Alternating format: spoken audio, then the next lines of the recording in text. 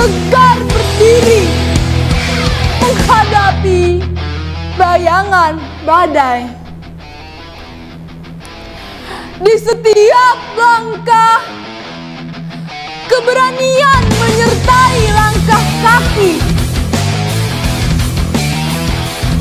Dalam setiap tetes keringat, tersimpan kerinduan akan kemerdekaan.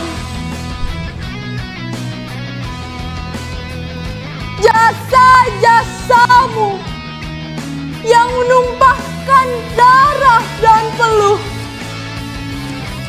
untuk meraih kemerdekaan menjadi cahaya dalam gelap gulita. Dari Sabang sampai Merauke,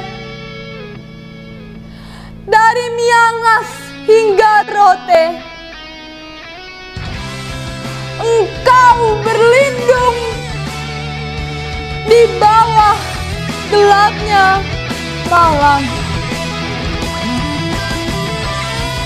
menyuluhkan jalan, mengukir garis-garis sejarah. Tiap tetes darah, tiap doa, dan langkah-langkah tegar, mereka adalah pahlawan yang takkan pernah terlupakan. Untukmu Indonesiaku, terus melaju, Indonesia maju.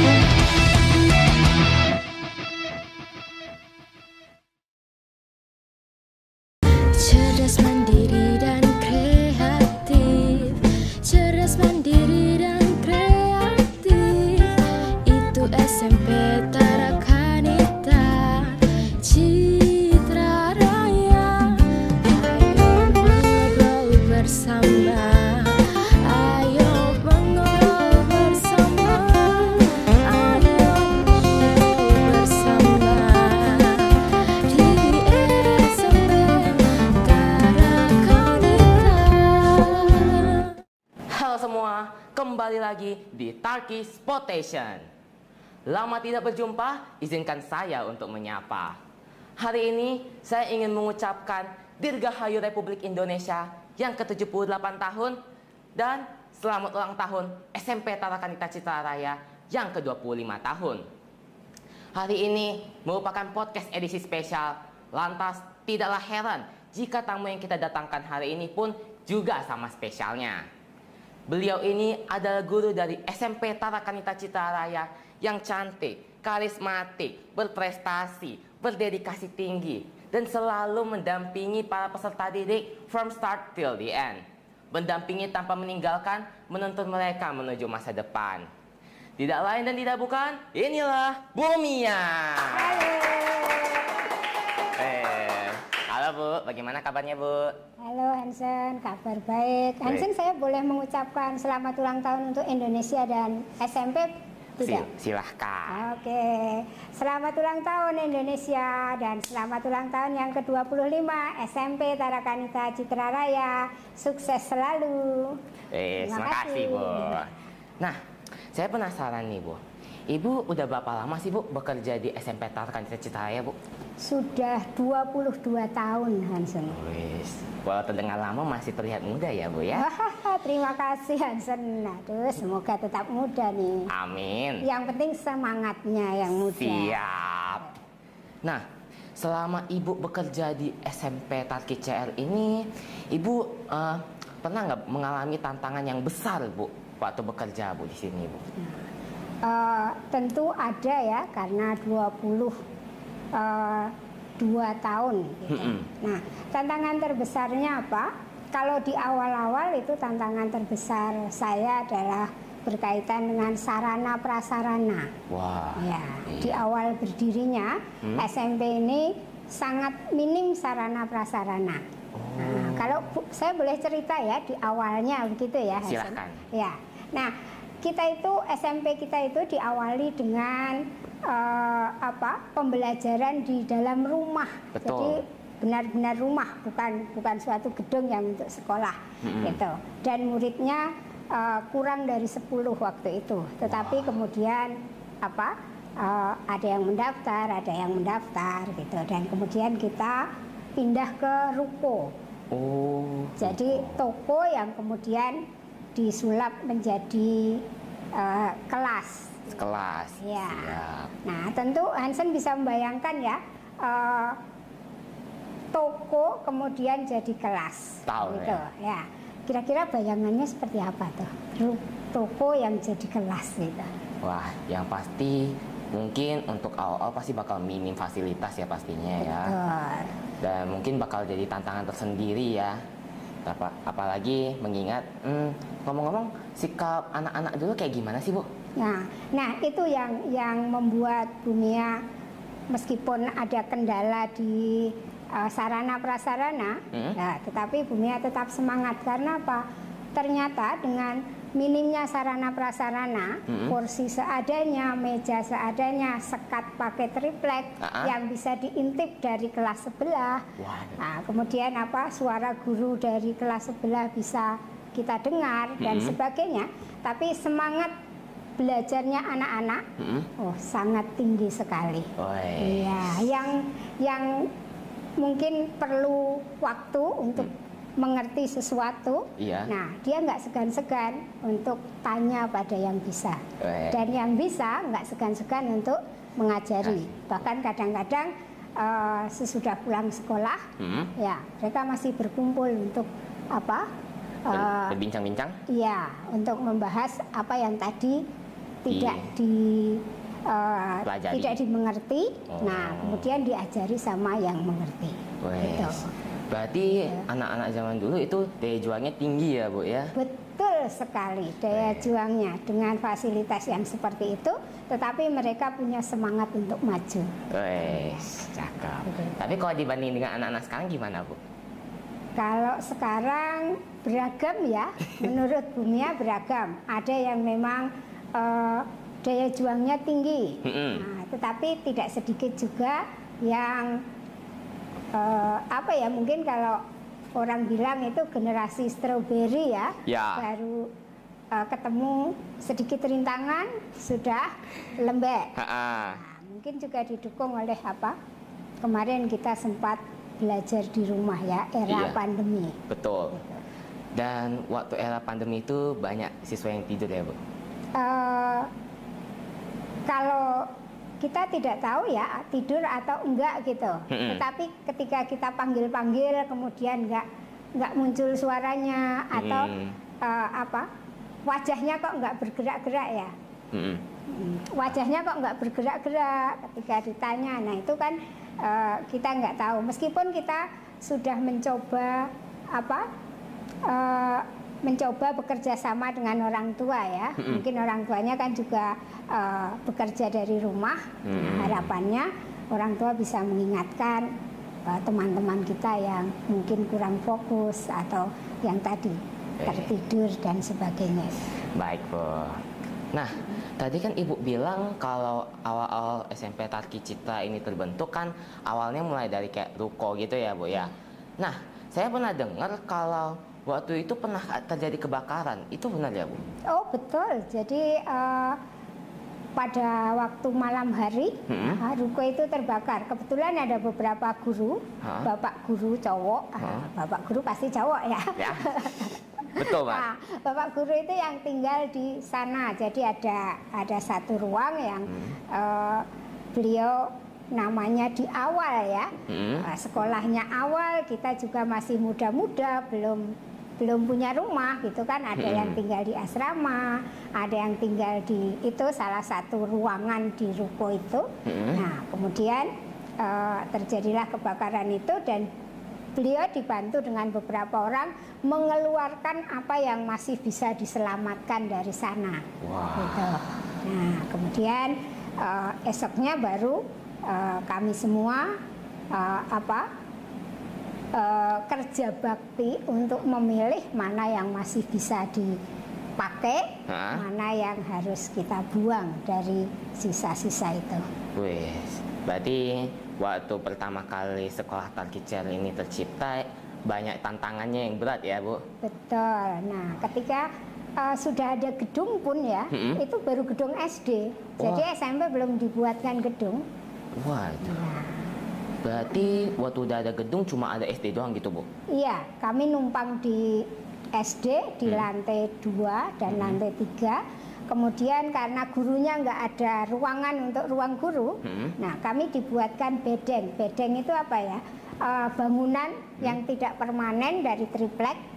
Nah, Hansen bisa bayangkan ya, bisa. Dari triplek, atapnya asbes, nah, betapa panasnya kalau siang hari. Panas banget itu, Bu. Dan waktu itu sih, kalau saya boleh flashback, di ruko itu nggak ada fasilitas AC.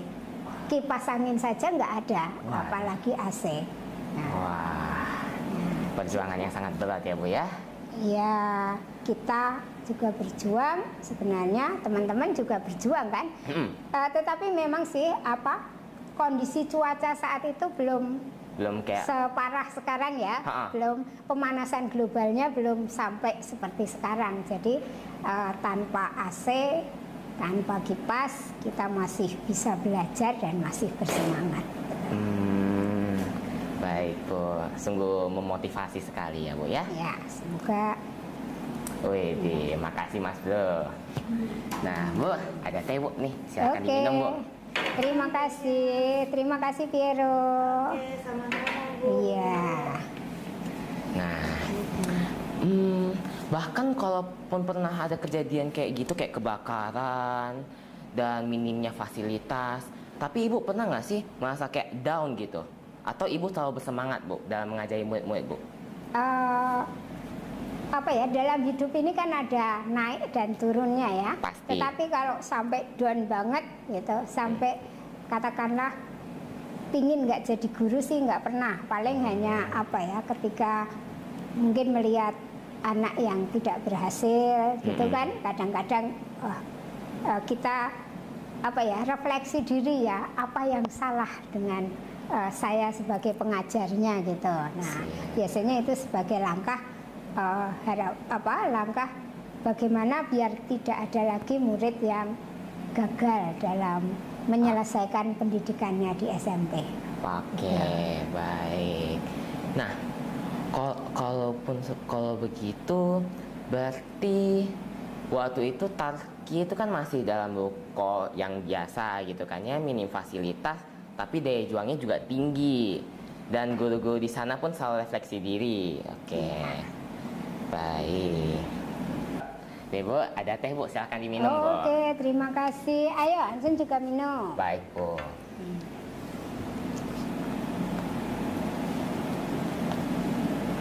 Wah, enak sekali nih. Iya, Bu. Menyegarkan. Nah, baik, Bu. Indonesia ini kan udah 78 tahun ya, Bu, merdekanya ya, Bu ya. Betul. Nah, dan pastinya pendidikannya pun juga berkembang ya, Bu ya. Iya. Tapi kalau dari kata Ibu, kira-kira pendidikan Indonesia itu sejak awal merdeka sampai sekarang itu perubahannya cukup signifikan nggak, Bu, menurut Ibu? Menurut saya sih ada perbedaan yang sangat signifikan ya. Kalau misalnya saya flashback dengan orang tua saya dulu, dulu kan nggak ada SD ya, adanya Betul. SR gitu ya. Dan kalau saya mendengar ceritanya sih nilainya rendah-rendah gitu, tapi mungkin fasilitasnya juga rendah. Nah, sekarang ini ketika sudah 78 tahun, saya kira pendidikan kita sudah maju, kita sudah bisa menikmati hasil pendidikan dengan berbagai kejuaraan di tingkat internasional ya. Ya, seperti ada pemenang Olimpiade Sains yang sampai ke tingkat nasional. Nah, itu kan sebenarnya menunjukkan kualitas pendidikan kita yang semakin baik. Gitu. Oke, baik. Oh ya, ya Bu, di sini ada permainan Uno nih Bu. Iya. Nah, jadi ini Ibu ambil satu balok, nah ntar Ibu taruh di atas. Nah, tapi di dalam balok ini ada pertanyaan yang udah dirangkum sama kakak-kakak OSIS nih Bu. Oh, baik. Waduh, sudah lama sekali ya nggak main Uno ya. Iya Bu, sama Bu. Semoga tidak rontok. Sebentar nih. Amin. Saya pilih yang warna apa ini ya, Hansen? Nah, saya pilih yang ini, warna merah. Hati-hati Bu. Semoga Nah, tidak rontok. dan Wow, bagus sekali. Oh, nice. nah berhasil lah. Cakep Ini Bu. ya pertanyaannya. Iya Bu. Iya, Hansen yang bacakan. Iya, terima kasih Bu. Nah, baiklah pertanyaannya ya. Waduh, deg-degan ini. Mau ditanya apa ya ini ya? Wow, kertasnya sungguh panjang ya Bu ya? Oh iya, pertanyaannya juga sepanjang itu? Enggak. Oh, enggak juga ya. Baik, pertanyaannya ini tanggapan terhadap perkembangan AI menurut Ibu gimana Bu? Oh, artificial intelligence itu ya? Betul. Nah, sejauh yang saya ketahui sih ya, AI itu sebenarnya sangat membantu kita, tetapi penggunaannya harus hati-hati. Nah itu sih, jadi kemajuan mungkin boleh dikatakan salah satu kemajuan pendidikan ya di dunia pendidikan, tidak hanya di Indonesia mungkin. Ya, salah satu hasilnya adalah ini ya, paham. Nah, karena di Indonesia ini kan juga udah mulai tercipta ya Bu ya, udah mulai terkenal juga AI ini. Nah, menurut Ibu pendidikan di Indonesia ini bisa meningkat dan berkembang nggak Bu dengan adanya AI ini Bu? Bisa ya, hanya kita memang perlu hati-hati dalam menggunakannya. Iya pasti itu. Nah, itu kan bisa sebagai sumber belajar, nah, tetapi mungkin di sisi lain juga menurunkan daya juang ya. Betul Jadi, banget. dengan kemudahannya kita menuliskan atau menyebutkan satu atau dua kata, nanti sudah muncul semuanya gitu. Nah, itu sih. Jadi kalau saya rasa sih kembali ke masing-masing ya. Iya, masing-masing penggunanya. Iya, paham. Saya pun juga pernah sih Bu pakai AI nih Bu ya. Iya. Cuman rasanya kayak agak aneh gitu Bu. Karena saya sendiri udah terbiasa berpikir sendiri Bu tanpa pakai komputer Bu. Jadi waktu pakai AI ini rasanya memang ada rasa malasnya timbul nih. Tapi tetap aja masih terbiasa berpikir pakai otak sendiri sih Bu. Oke, bagus. Semoga generasi yang lain, teman-teman di luar sana ya, bisa menyontoh Hansen yang meskipun ada fasilitas seperti itu, tetapi masih menggunakan apa yang Tuhan berikan pada kita. Ya, baik. Ya. Nah, saya ambil satu balok lagi nih ya Bu Oh, ya. boleh, silakan. Baik, moga-moga nggak tumbang sih. Se. Hati-hati. Nice. Nice. Nah, Ada pertanyaan lagi? ada. Buat Bumia lagi? Iya betul banget. Oke. Baik, mari kita lihat seberapa panjang kertasnya. Ya. Wah, kayaknya sama panjangnya nih. Iya Bu. Oke Bu, apa langkah-langkah yang akan ditempuh terhadap generasi online nih Bu? Oh, baik.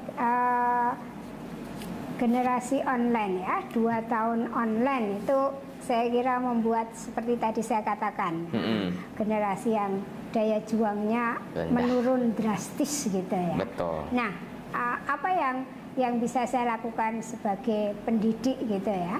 Nah, saya akan mengkombinasikan pembelajaran gitu. Jadi kita pakai sumber belajar, tetapi kita pacu juga teman-teman untuk berpikir menggunakan apa yang Tuhan berikan. Jadi tidak sekedar menggunakan mesin yang ada di komputer tadi. Gitu. Maka kadang-kadang saya mulai pembelajaran itu dengan membawa keluar kelas atau menanyakan sesuatu yang perlu dipikirkan gitu. Baik. Nah, AI ini kan pastinya untuk generasi zaman sekarang kan bisa memicu banyak hal ya, entah positif atau negatif. Nah, kira-kira Tarki Citra ini punya solusinya nggak, Bu? Agar murid-murid walaupun memiliki AI untuk membantu mereka, tapi tidak membuat mereka malas berpikir juga, Bu, sehingga mereka masih bisa mengasah pola pikir mereka gitu. Iya, betul ya, Hansen. Jadi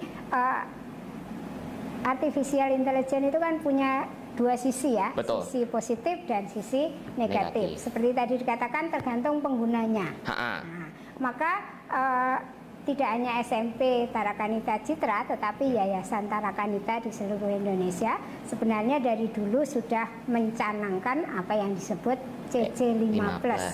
Apa itu? Yaitu membekali siapapun yang belajar di Tarakanita untuk memiliki karakter yang baik. Salah satunya kejujuran. Jadi kalau kita tahu penggunaan IE itu kan bisa kita memakai wajah orang untuk berbuat curang. Nah, yang di Tarakanita dibekali dengan kejujuran. Harapannya apa? Tidak melakukan hal seperti itu. Nah, kemudian meningkatkan juga daya juang. Nah, dengan apa? Mungkin itu tadi. Jadi dalam pembelajarannya tidak hanya textbook, tidak hanya kita nulis di komputer kemudian muncul.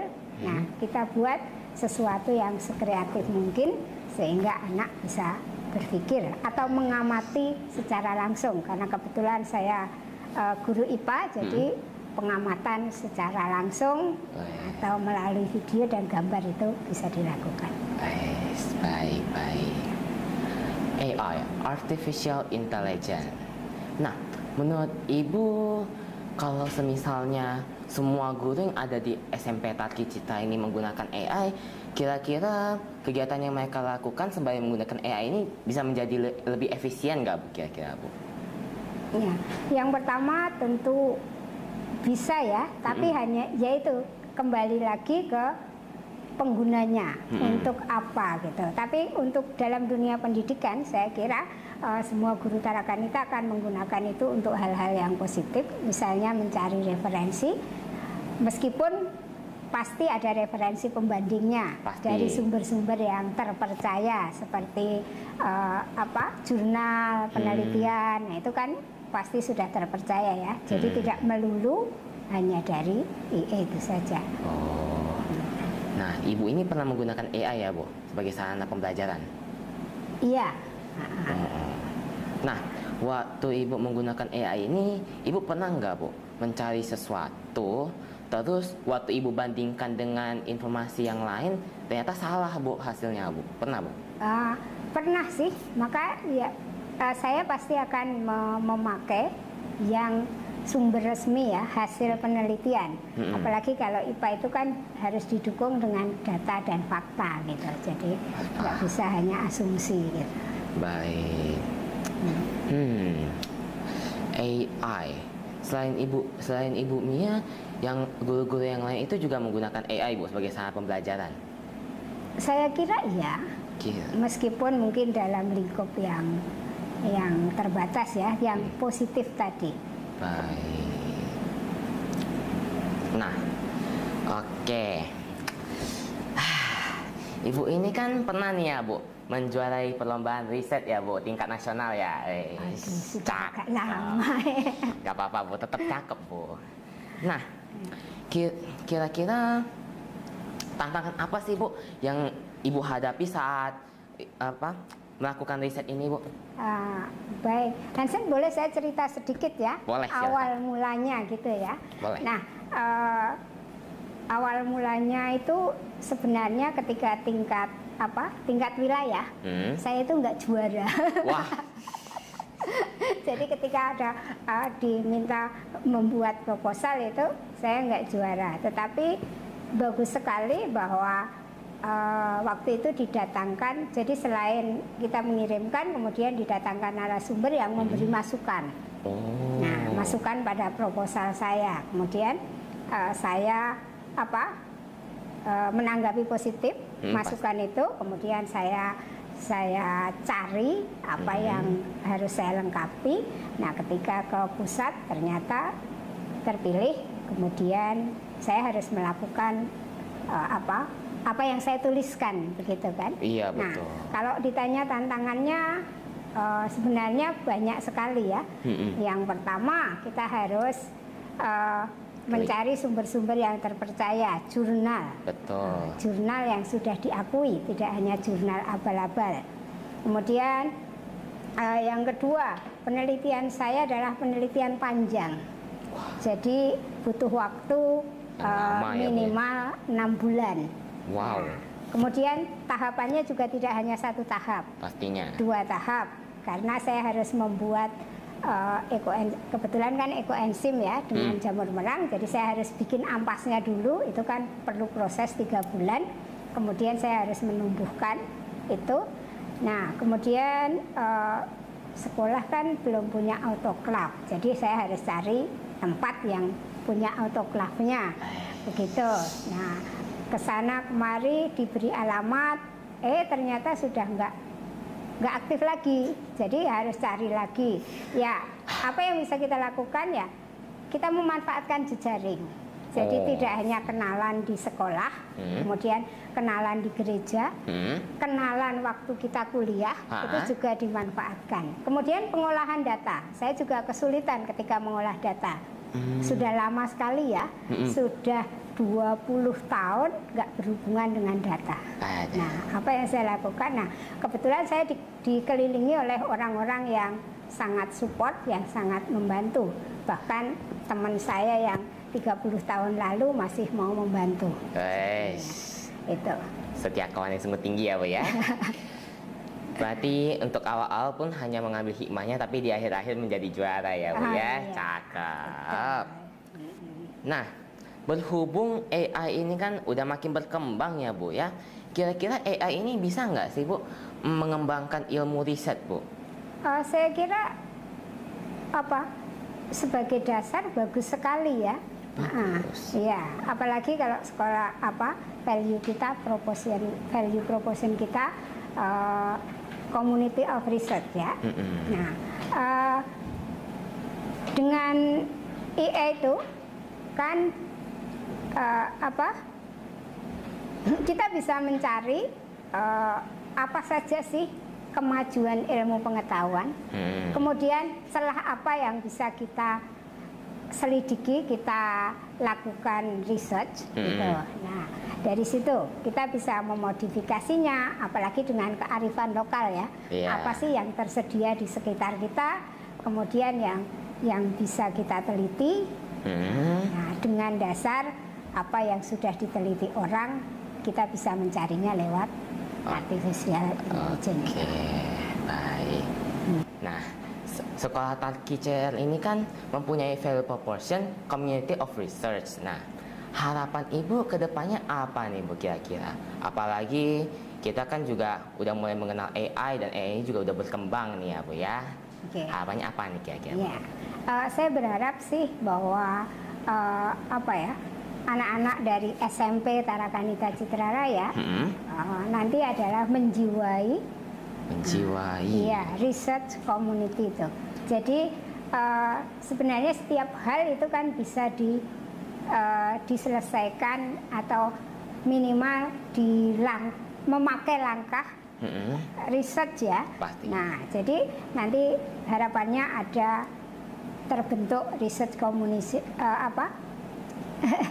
research community, apalagi dengan kemudahan artificial intelligence itu, meskipun kita nggak boleh terlalu bergantung. Iya, menjiplak penuh gitu loh. Itu sebagai ide, sebagai source sumber untuk kita lebih kreatif dalam mencari solusi masalah-masalah yang ada di dunia ini. Harapannya sih anak-anak SMP sekarang atau setelah lulus nanti bisa berkontribusi untuk menyelesaikan masalah dunia melalui risetnya mereka. Baik, Bu. Terima kasih atas harapannya. Wah, waktunya sepertinya sudah membatasi. Saatnya ini akhir dari diskusi. Baik Bu, terima kasih ya Bu karena Ibu telah meluangkan waktu Ibu untuk ngobrol sama saya di podcast kali ini Bu. Semoga apa yang kita obrolkan hari ini bisa berguna ya Bu bagi para peserta didik agar bisa lebih berwawasan luas dan berpikir kritis tentang AI ini ya Bu ya. Baik Bu, terima kasih Bu. Terima kasih Hansa. Nah, itu adalah podcast kita hari ini. Akhir kata dari saya, Hansa Frederick. Sampai jumpa lagi, and I'll see you next time. Cerdas, mandiri, dan kreatif. Cerdas, mandiri, dan kreatif. Itu SMP Tarakanita Citra Raya. Ayo mengobrol bersama. Ayo mengobrol bersama. Ayo mengobrol bersama. Di SMP Tarakanita.